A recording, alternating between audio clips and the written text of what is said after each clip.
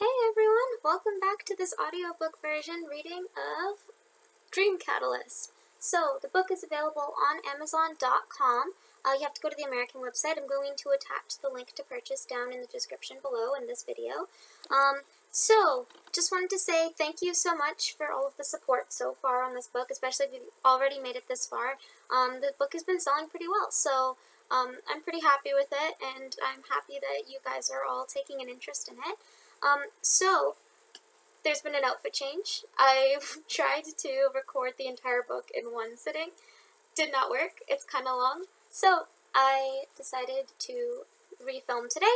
We left off at chapter 9, the very end of chapter 9, which was Bursting Star. Yep, that was Bursting Stars. So now we're going to go to chapter 10, which is on page 201. You have the book. And, yep, so 201. So that chapter is called Moon Eyes. And yeah, thank you again. I just want to say a quick thank you everyone for getting this far and listening in on this audiobook version. / author reading. I'm not sure if it's really considered an audiobook at this point. I really appreciate it. If you have the book, then you want to follow along. It's on page 201.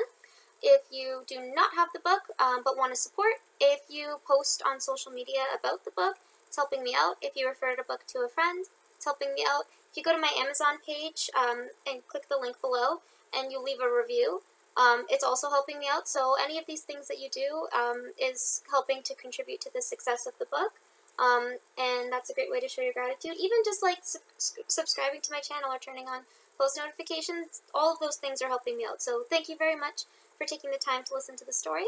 So without further ado, let's get into it. So, chapter 10, Moon Eyes, page 201. Opening quote. Great minds discuss ideas, average minds discuss events, small minds discuss people. Eleanor Roosevelt. ... And did he ever have a great mind? Signed V. Perspective of the narrator, Angel. This chapter is beautiful, and V hoped that it would never end. In being a believer in happy endings, V thought this chapter would be the last of her story, but she was wrong. If the story is in the struggle, as Abel told her, this chapter would be the bulk of V's journey of self-discovery. V took to the road again. 6 months had passed since V had last spoken to Abel. She drove down the streets and performed at gigs in the cities she came across in her journey. V only visited the cities that were large enough for her. V had made a promise to herself that until she found a city that was strong enough to carry her dreams, she would continue to search. V never stayed in a city for any longer than a week or two. She collected income from the occasional paying gig and then continued on to the next city. People began to notice V. They knew her as the mystery girl with the powerful voice who roamed freely from one city to the next. The mysterious girl with the one-letter name. Everyone wanted V to perform in their city. V began to establish a name for herself. She posted covers of Billboard Top 100 tracks on YouTube. She filmed herself off of her laptop.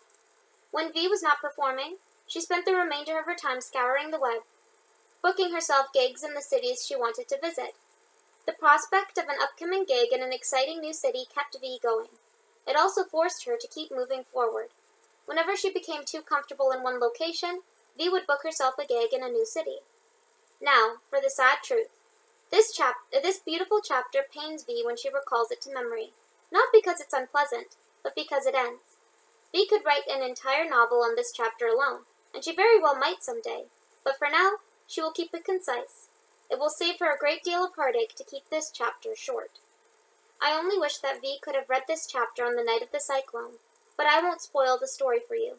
Let's draw our attention back to V and her sassy kitten. Back to V's perspective. "We're in Toronto, baby," I exclaimed to Leary. She looked back toward me discontented by my outburst that woke her from her nap. Judging from her disdainful reaction to my enthusiasm, I gathered that Leary was not particularly enthused with our new location. In all honesty, I think Leary just wanted to get out of the car. During those 6 months that I traveled the continent, strangers had begun to recognize me on the streets. Booking gigs became easier with every new city I traveled to. I wondered what Toronto had in store for me.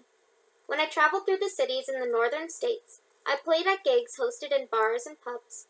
I had access to the equipment at each venue, and I got discounts on food. The owner of the pubs I performed at would give me the names of local studios I could rent out to record my album. I had already recorded an EP in one studio owned by a woman that I had met at one of the venues I performed at. She let me use her recording studio on a day she didn't otherwise have it booked. In exchange for the kind gesture, I performed at her friend's pub on the Friday and Saturday of that week. The band originally scheduled to perform bailed last minute. I was starting to establish a name for myself. People were asking about the mystery girl with the one-letter name. I started to get requests from my steadily growing fan base. Venues would reach out to me and invite me to perform. I sold my EP and the t-shirts I designed at the venues I performed. I was working on an album. I was almost done with it, too. I just had 1 or 2 more songs to record, then it would be complete. Today I had an esteemed gig booked in Toronto. It was at a well-established concert hall for a semi-annual festival that supported up-and-coming artists. I would host 4 or 5 sets, and it paid its artists. It was famous for inviting high-profile local agencies to the 2-day festival, and I was in need of representation. If I had someone handling the business side of things, I could continue composing music undisturbed. I would not have to set time aside to handle the logistics of my career. Currently, I was restricted to booking gigs off of my laptop, and I had no choice but to mooch off of the Wi-Fi networks. Mooch off of open Wi-Fi networks. I didn't have a cell phone, so I relied on social media platforms and my email to connect with venues. Since I did not have a fixed home, I would barter Wi-Fi from coffee shops and the motels I rented from. While most of the motels did have free Wi-Fi, it was typically a poor connection. This made it difficult for me to search the web for gigs. Despite this, I managed, but still, having an agent would take this burden off of my shoulders. I was actually surprised to receive an invitation to this exclusive venue. You had to apply online to get invited. I sent in my EP, and I wrote up a resume of all the places I had performed previously. I did not expect to be invited, but when I was, I made arrangements to settle in Toronto for a week or so. I was opening for a few well-established bands in the city. One of the bands was called Zypher, and the other was called Hurl. People are so creative People are so creative when naming their band. I sort of figured Hurl played heavy metal or something along those lines, but I had no idea what kind of music Zypher performed. When I looked up the term Zypher, I found that it meant cool breeze in its literary definition. I was still at a loss. Perhaps they performed soft rock, maybe? Or classical music? I was still unsure. I just called myself V. I didn't have a stage name. Some of my fans compared me to the artist formerly known as Prince because I defined myself by a symbol. A lot of people asked what V stood for. I never had an answer for them. This kept them speculating. Some thought that V alluded to female genitalia. They took this to symbolize either sexual freedom or feminism or both. Some thought it stood for victorious because I frequently sang about success. One person thought it stood for Zampi because of the red pleather jacket I wore over my black attire. I honestly just went by the name I was born with. When I told this to my fan base, they were discontent. They insisted that B stood for something. I let them keep guessing. It was amusing. When the traffic driving into Toronto finally subsided, I made my way into the downtown.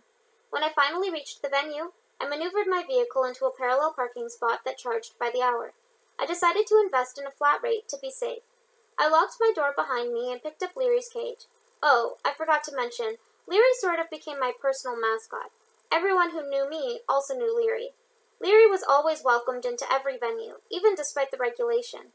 The venues made an exception for Leary. She was a celebrity in her own right. I took a moment to examine my surroundings. One must always stop to smell the roses, and while downtown Toronto was not abundant in roses per se, it certainly did offer various attractions to the eyes of the tourist. A local to the city cannot appreciate the beauty of Toronto the way a newcomer can. This is true of any city. When you live in an area for long enough, you grow used to it. I never wanted to take any place for granted. I never wanted to lose the butterflies in my stomach as I looked around a new city. To prevent growing familiar and losing the butterflies, I never stayed anywhere for any longer than a week or two. When one stays somewhere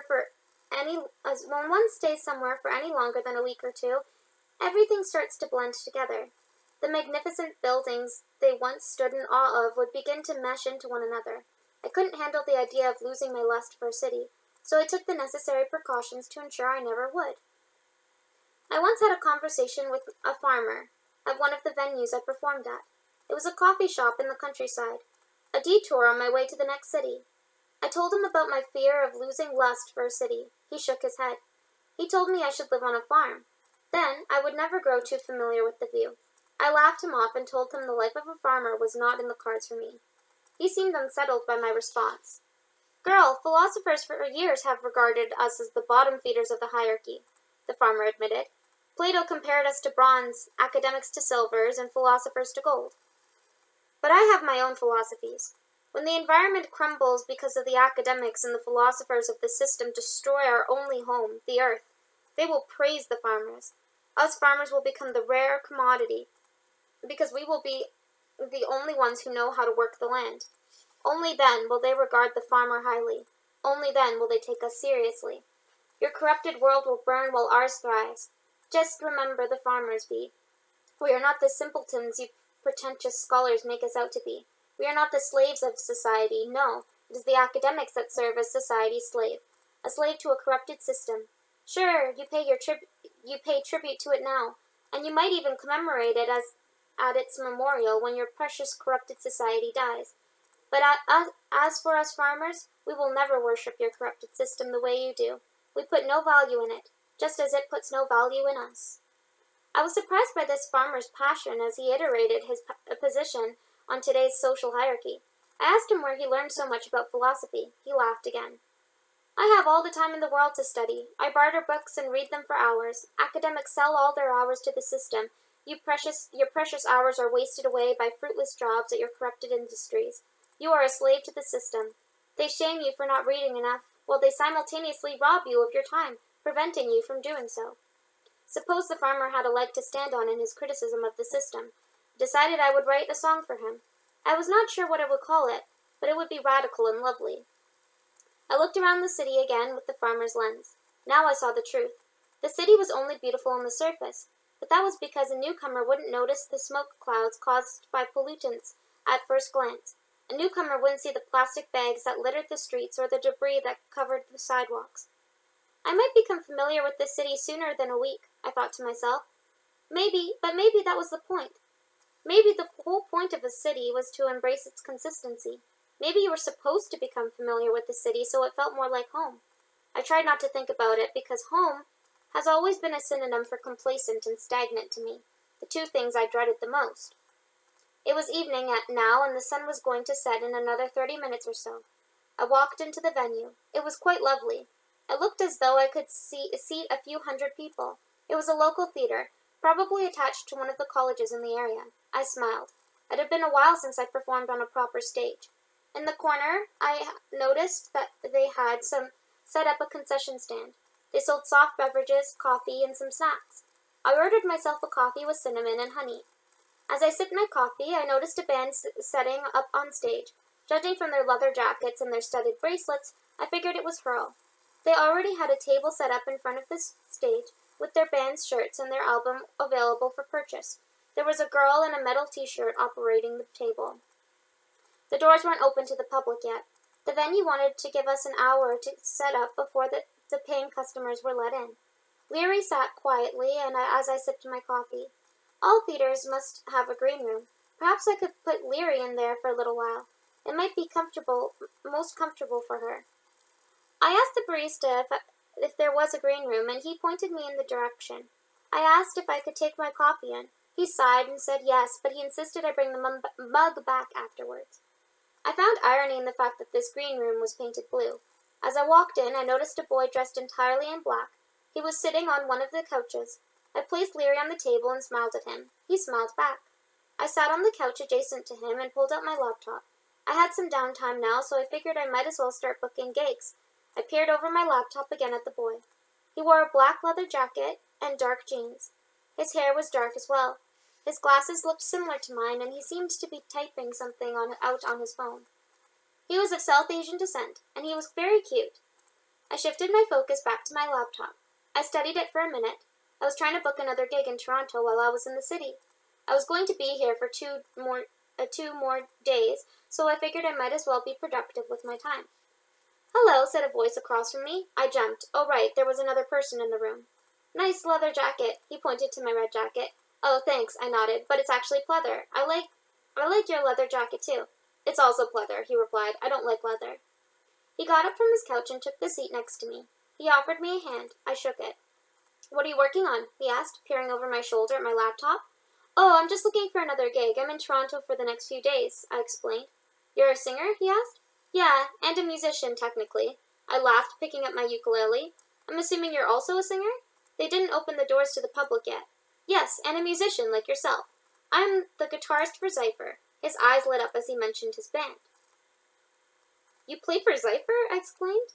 "I looked your band up online the other night. Apparently you lot are a pretty big deal around here." He laughed. "I guess you can say that." He smiled. "So what kind of music do you play?" He started laughing. "You're meaning to tell me you looked us up online and didn't listen to any of our music yet?" He laughed again. "I play soft rock." "Ha, I knew it," I thought to myself. "I tried to find your music, but you guys don't post on YouTube," I said. "I'm not sure if you noticed, but I'm sort of a starving artist. Paying for music is a bit of a foreign concept to me right now." "I'm just teasing. I haven't heard of any of your music yet either." "Anyways, do you like the Beatles?" he asked. "The Beatles? Yeah, they're good. Are they your muse?" "Not just my muse, my inspiration in life. I love them. Their music inspires me. I even have a tattoo quoting them. Want to see it?" He took off his leather jacket, exposing his inner forearm. There was a "Let It Be" tattoo inked onto it. "It's beautiful," I replied. "Is that your favorite song by them?" "No," he admitted. "I like their song Across the Universe better. This one serves as a personal reminder, to let things be as they are. My mom always told me I needed to work on that," I admitted. "She's constantly telling me to let things go. But anyways, what's your secret? How do you keep calm in calamity?" I teased. "I just try to remember that nothing matters in the bigger picture. The living can't control life, and that's okay. When I feel overwhelmed, I look to my tattoo and I listen to the Beatles. If that doesn't help still doesn't help, I try to put my problems into perspective by looking up at the stars. There's a whole universe out there, and everything we do here is so insignificant when you compare it to the ever-expanding universe. The universe doesn't need us. We need it. Once you accept that, you can't control anything. Nothing can control you." Sorry, I went on a bit of a tangent there. "What's your name, by the way?" "I'm V," I introduced myself. I prayed he wouldn't ask what it stood for. "Cool, nice to meet you, V. I'm WL." "WL? What does that stand for?" I said, without thought. I wanted to bite my tongue. I hated being asked that question, and yet I asked a complete stranger the very same question that I loathed.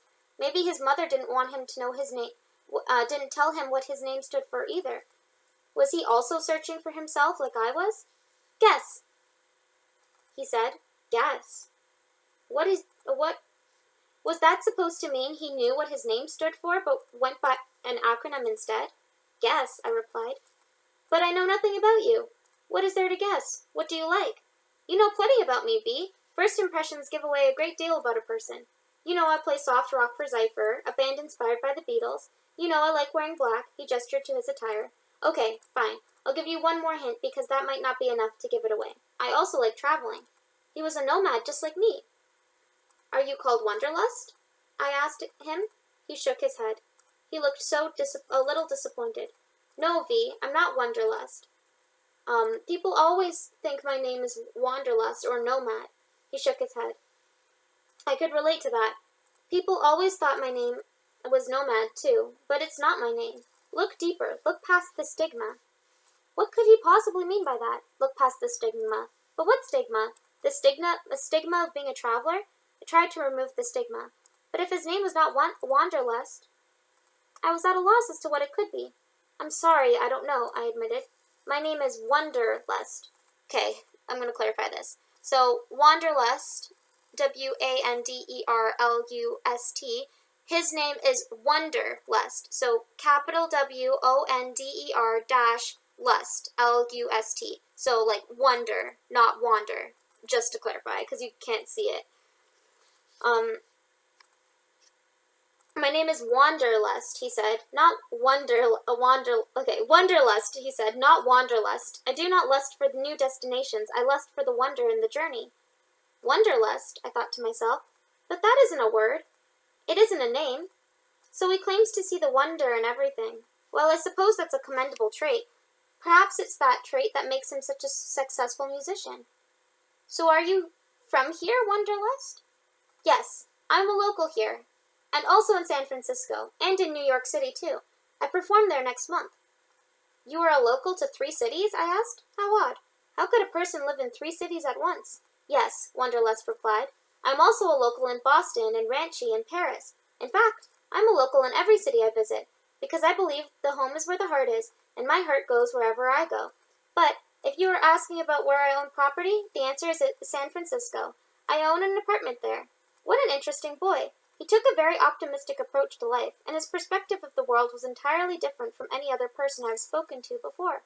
I wanted to get to know him better and ask about his journeys abroad. But just as I was about to inquire about his adventures, a woman wearing a headset walked in and called me to the stage. She was the ASM. She told me that it was time to set up for my performance. She seemed a little stressed, so I closed my laptop and made my way to the door. Can I leave Leary in here? I asked the ASM. She nodded and agreed to stop in and check on her during my performance. Her name is Leary. I love cats, Wanderlust exclaimed. Can I play with her?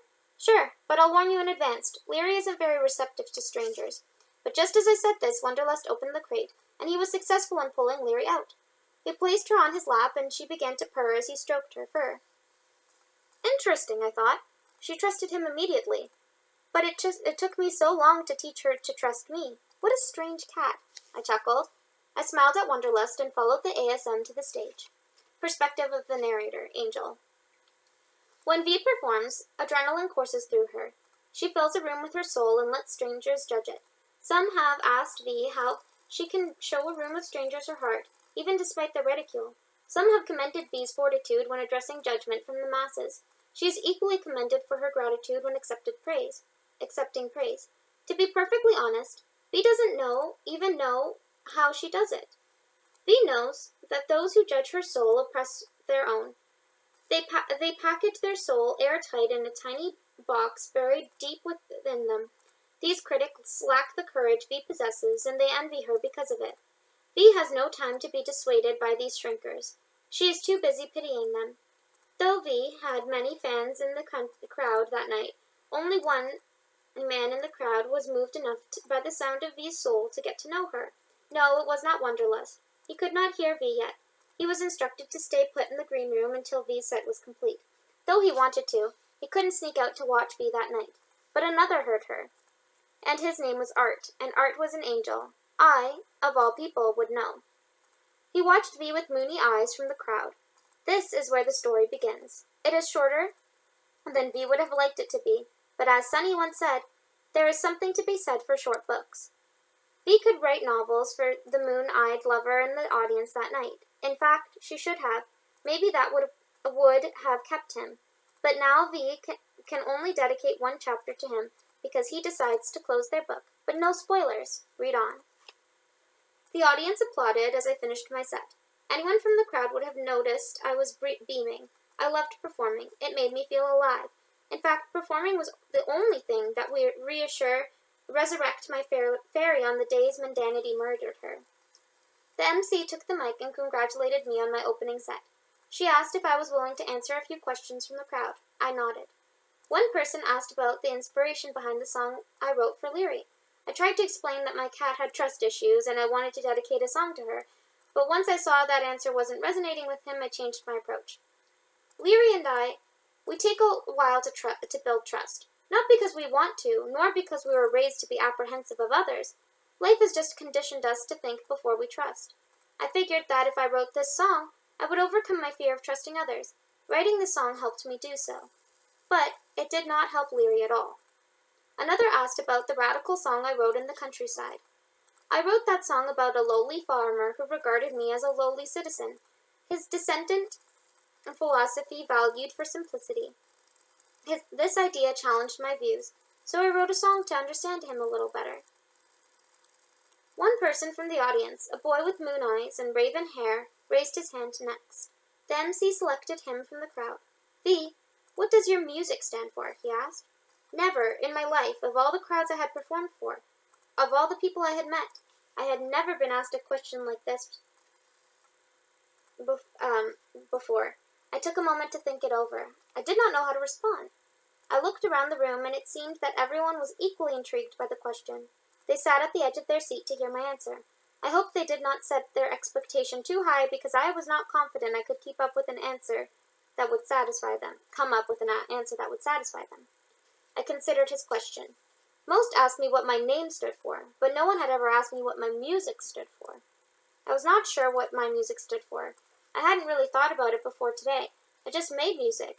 I just write songs. I don't dissect the songs I write and analyze them the way an English major might. I didn't give the meaning of my songs much thought at all. I just didn't think my songs and poems to page. I felt them. Maybe this boy was onto something.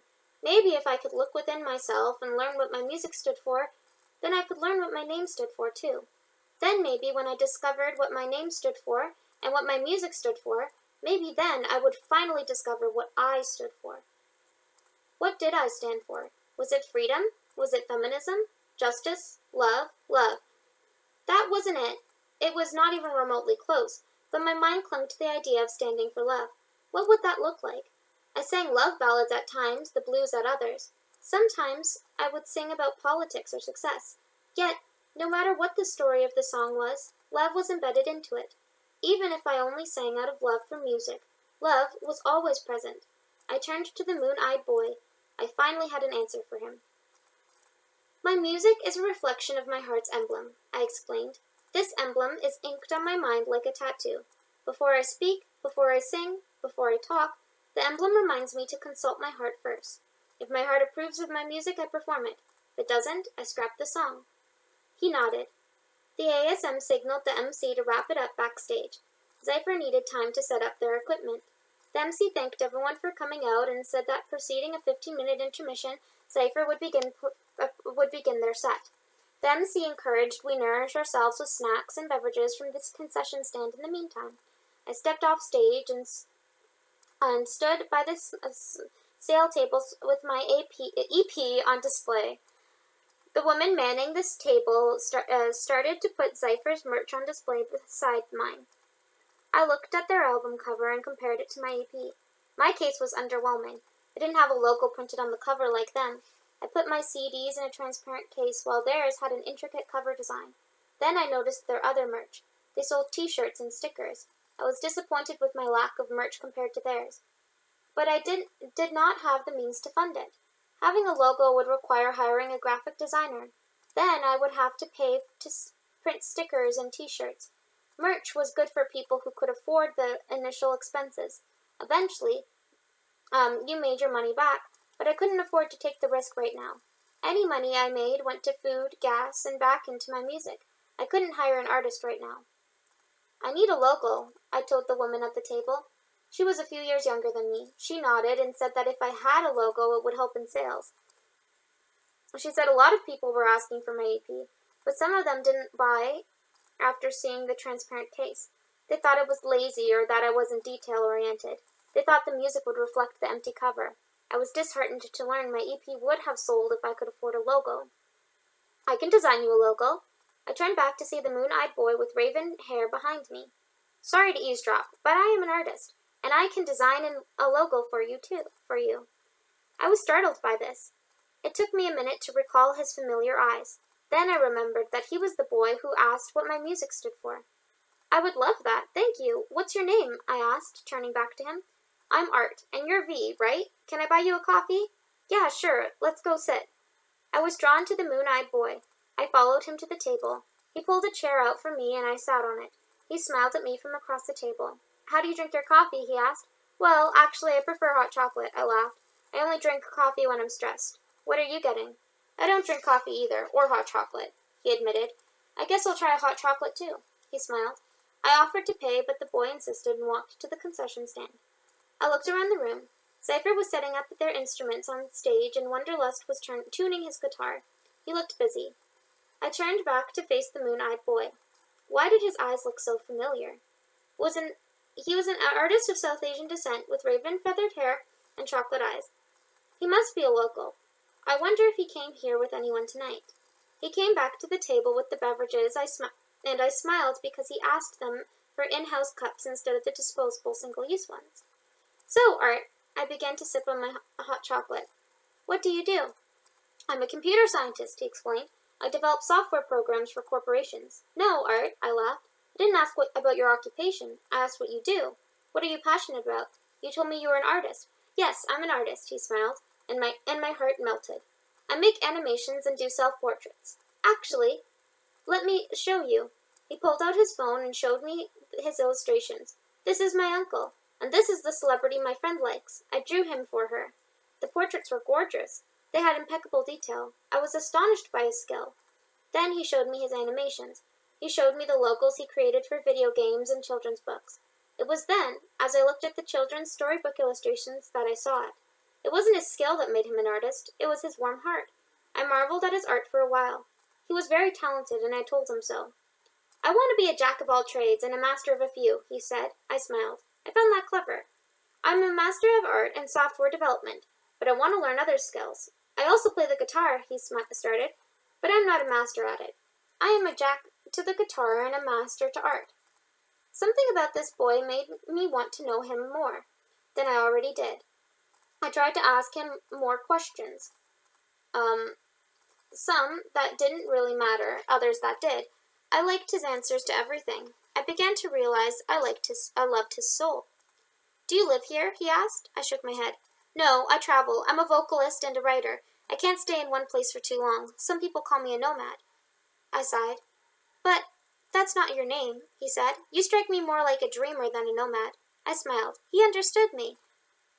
As Wonderlust said, you can learn a lot about a person from a first impression. Felt like Art was the type of person who took the time to figure people out. He was an artist, after all. There was mystery behind his moon eyes, and I wanted to understand him. But that begs the question, could I truly understand someone else when I didn't even understand myself? It's sort of ironic to think that I spend 24/7 with myself every day. I take the time to self-contemplate, to re-examine my morals, and yet I didn't understand myself nearly half as well as I thought this stranger might. Your music is incredible, he said. I loved watching you perform. You were so lively. I can tell you're truly passionate about this. I blushed. So when do I see you perform again? That depends on whether or not I got the gig at Buckle Barnes tomorrow. Apparently it's a pub across town. I'm not too familiar with this area. If I perform, it will be at 10 p.m. You should come if you want. He smiled. I know of the place you're referring to, and I'll be there. He looked to the stage and saw Zypher setting up. But let's get out of here. I know this band. They play well, but they aren't quite my taste in music. Oh, really? I said. What kind of music do you listen to? Sad love ballads, he said. Sort of like the ones you sing. And then I listened to hopeful songs, like the ones you follow your sad tunes with. I smiled. No one has ever noticed my sad songs before. Everyone heard my songs about hope, and they dismissed my sad ones. He heard both, and he liked them. Let's get out of here. I have something to show you. I decided to go with him, and he was right. He did have something to show me. It was beautiful. It was called love. From the narrator's perspective. It's getting a little dark. Let me turn on the light. Sorry about that random pause. My foot's asleep. Sorry, I hate that this light's like this off yellow tint, but anyway, sorry about that random pause. So we're going to continue on from page 218, where the narrator, Angel, cuts in, so it's the part that's italicized. V finds this chapter difficult to look back on, not because it was dark, but because it was light, and it dimmed. Day is always followed by night, and when V was shaking out of her daydream, it broke her. Looking back on the good memories is harder than looking back on the bad ones, because when they end, it breaks you. V got addicted to sadness. It was her nicotine, poison with honey and cinnamon. V got addicted to the cyclone because for a while it was all she knew. The cyclone broke them both, though I won't spoil it. V drinks her coffee black now. She drinks her coffee bitter, because Art taught her how to love something more than herself. In doing so, she practiced selflessness. She thought he could provide her with stability, and so she put trust in him. But then he left, gradually. In doing so, he taught V how to be selfish, independent, and cold. V wanted to be independent together, as all healthy couples do, but Art wanted to be independent alone. But Art taught V's true love, something she did not know before. Combining her experiences to a chapter is not impossible. V could write novels about Art, and someday she very well might, but this chapter is painful for V to recount. She cut herself turning the pages. V loved the tortured artist. He was tortured because he was an artist trapped in the body of a computer scientist. All he wanted was to draw. V watched Art as his life shifted from a daydream to a nightmare. V laughed with him, V wept with him, V confessed to him, and when he left, V cried out for him. Of all the memories to choose from, V decided to recall one that was least painful to her. She decided to select a moment of intimacy, of love, of passion to retell. She will bear the pain of recounting this chapter for you, dear reader. Because of all the people V has and will ever love, she gives her soul to the inquisitive, the humanitarians, and the readers. Lovers get her heart, but you can keep a piece of her soul, her mind, her thoughts. This will be both her favorite and most hated chapter of all. Be patient with her. It is short, but it is beautiful all the same. In The Alchemist, the shepherd once stated that every traveler has a person that they would give it all up for. For him, it was the merchant's daughter. For V, it was Art. She once thought it was realist, but that was because she did not know Art. She dated Art for almost a year. At first, she would take gigs in Toronto intentionally to see him and continue on her life as previously. Eventually, Art convinced her to stop paying for hotel rooms and let her move in. Leary loved Art. He took the time to gain her trust, which killed her when he broke it. Which killed her when he broke it, sorry. But no spoilers. While V traveled the continent, Leary preferred to stay with Art. So, V left Leary with Art on her travels. Eventually, and very slowly, V unpacked her things at his place. She began to buy more clothes, and she bought twinkly lights to decorate their bedroom. She considered the apartment in Toronto home, because home is where the heart is, and her heart was here. V stopped looking for gigs in other cities. Part of her wanted to stay in Toronto so she could be with Art. Though she would never admit it, while V fueled her creativity, she started to limit what she showed to the world. While Art fueled her creativity, she started to limit what she showed to the world. Their relationship broke because of something called codependence, and it hurt them both. Valentine's Day was their last night together, so that is the night V will recall. You see, reader, love drives passion, and passion drives insanity. They lost themselves to the winds of a cyclone. It was neither's fault, but V missed the road.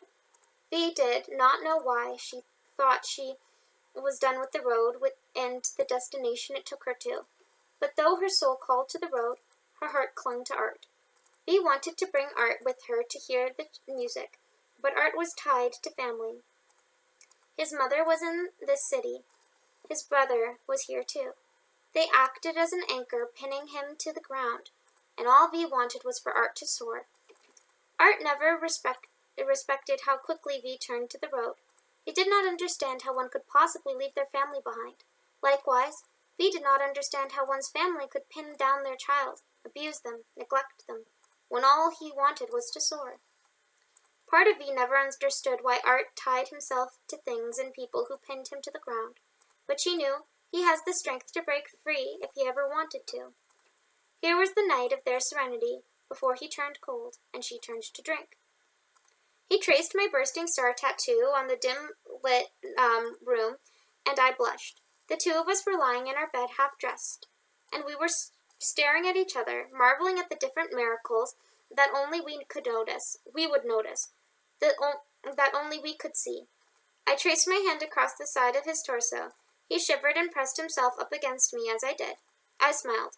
His hands were wrapped tightly around the small of my back. and he pulled me closer into him. I could feel his breath on my neck. He proceeded to rest his hand on my chest, and I rested my chin above his forehead. "I love your tattoos," he said, still tracing the star with his forefinger. It sent shivers down my spine. "Or maybe I just love you." "I love your hair," I said, stroking his raven-feathered hair. It was dark and rich. "Or maybe I just love you," I mocked him. We laughed.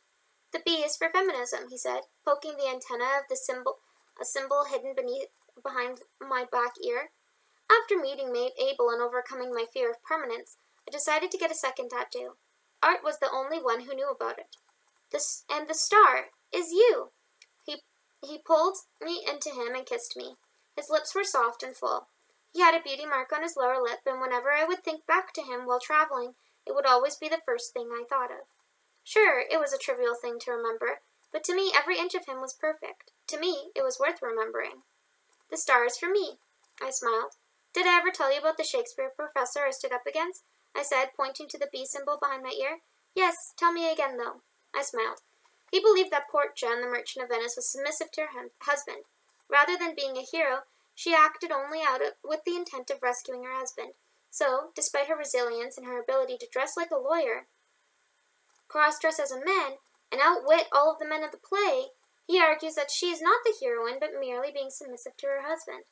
"Then you told him," said Art, "that he shouldn't diminish the words of the thousands upon thousands of scholars who attest that Shakespeare was a revolutionary artist, and you would not diminish his accomplishments in simply stating that he would not uphold such an outdated view of the role of a heroine.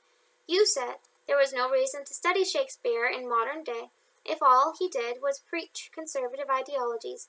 You believe he could have been progressive, well, for his time." "I trained you well," I laughed. He ran his fingers through my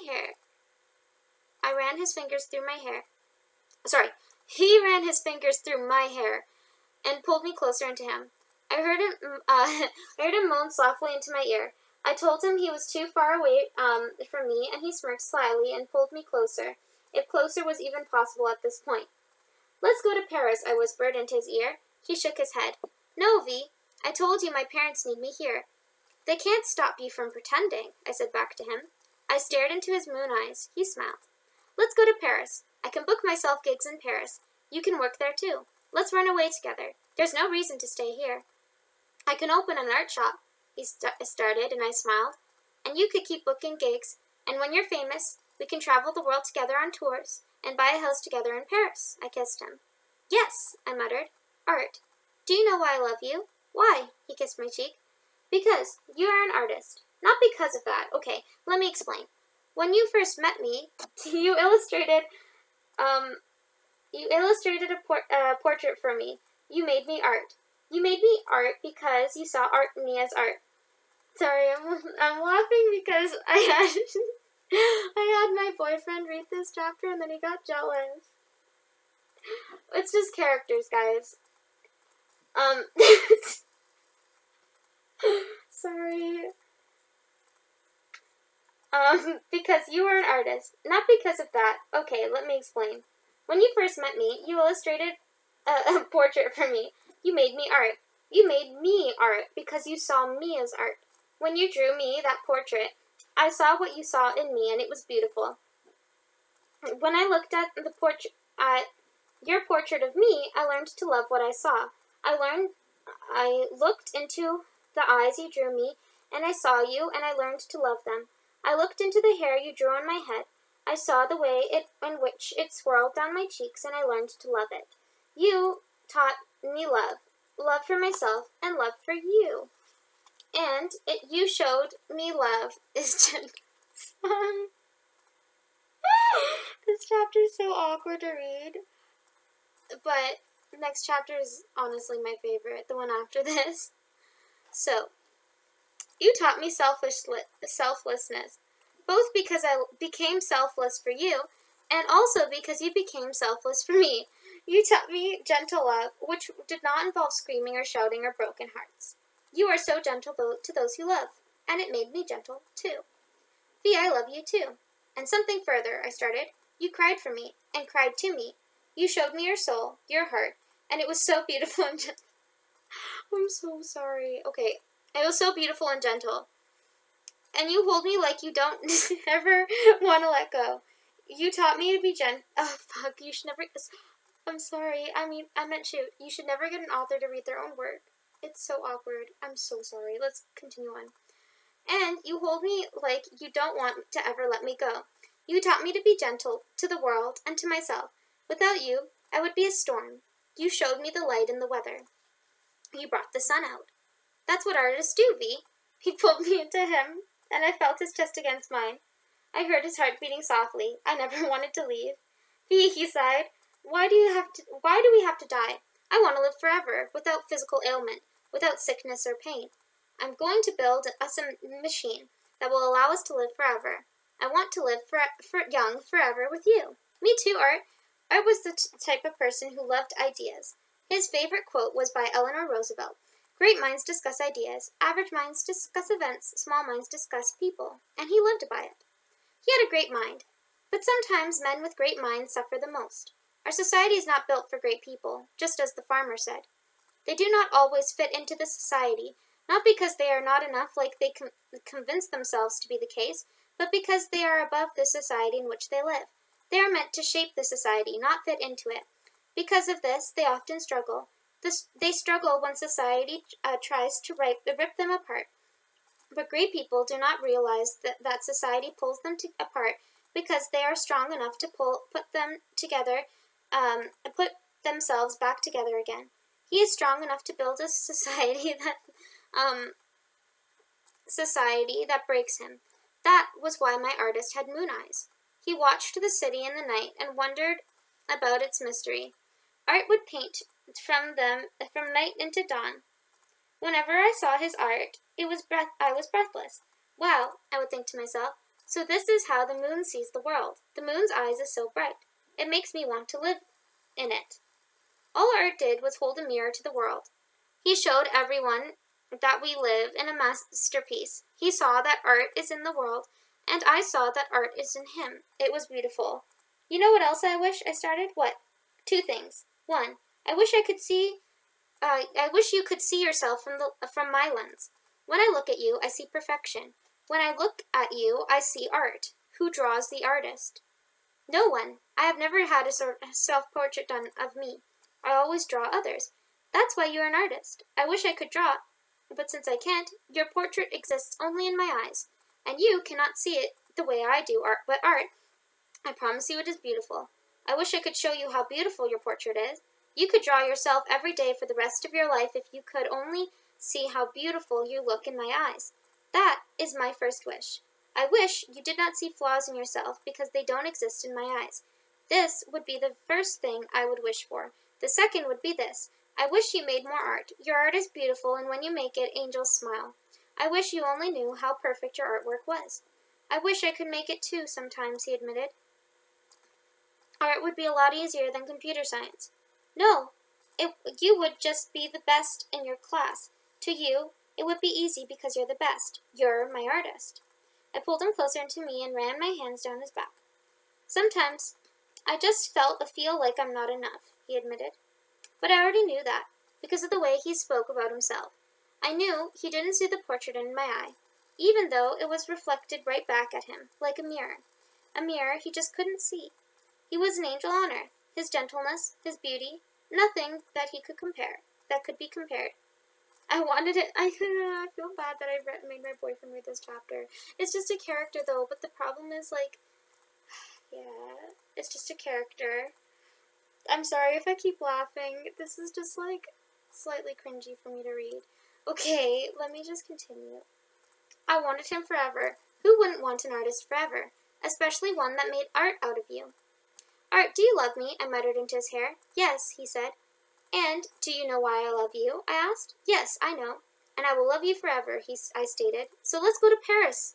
Let's make Paris a reality. Let's cross the seas together. V, Art sighed. I can't. You know I can't, so why? He trailed off at that. Okay, Art, never mind. I ran my fingers through his hair again as if I was entranced by him.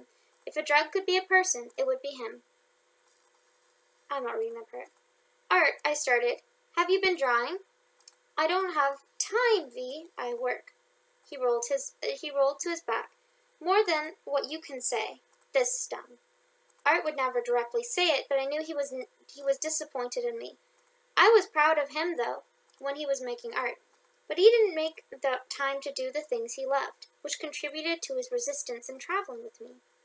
Art, you are the sweetest man I have ever met, and the sweetest man I will ever know. I slid my hand down his sign from his lower back to the back of his neck. How can I convince you to stay? It's not about convincing V. I have to want it, and I'm not sure if I want it. Look, I have to go to my parents now. He got out of bed and dressed. He pulled all of the euphoria from our intimacy out of bed and took it with him. But I want you, I started, but I stopped because he already knew. I have to go now, V. When we meet again, let's go for samosas at the supermarket and watch horror movies in bed. Okay, Art, and when will that be? He didn't answer. He kissed my forehead and walked out of our home. I didn't deserve an artist like him. Not at this chapter. I know it was immature. I was clingy, I yelled, I got angry, I even insulted him. The artist. I insulted the best thing in my life at the time. The most beautiful person I had ever met.